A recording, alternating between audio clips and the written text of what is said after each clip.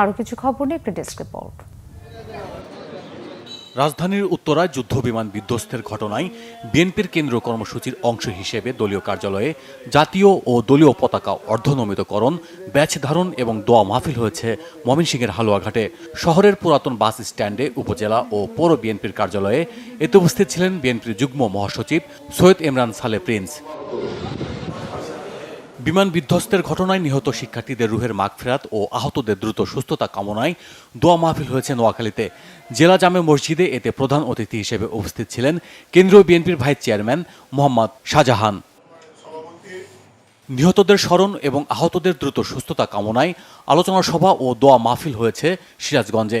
স্থানীয় প্রেস ক্লাবের সভাপতি মোহাম্মদ হারুন অর রশিদ খান হাসানের সভাপতিত্বে এতে বক্তব্য রাখেন সাধারণ সম্পাদক শরীফুল ইসলাম ইন্না, টেলিভিশন সাংবাদিক ফোরামের সাধারণ সম্পাদক ফেরদৌস হাসান, প্রেস ক্লাবের সাবেক সাংগঠনিক সম্পাদক আমিনুল ইসলাম, সহ সাধারণ সম্পাদক ইউসুফ দেওয়ান রাজু, কোষাধ্যক্ষ নুরুল ইসলাম রশি সহ অন্যরা।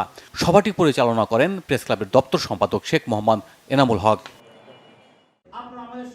প্রাথমিক বৃত্তি পরীক্ষায় কিন্ডারগার্টেন সহ সকল স্কুল শিক্ষার্থীদের অন্তর্ভুক্তির দাবি জানিয়েছেন বাংলাদেশ কিন্ডারগার্টেন অ্যাসোসিয়েশন। বিকেলে রাজধানীর জাতীয় প্রেস ক্লাবে এক সংবাদ সম্মেলনে এ দাবি জানানো হয়।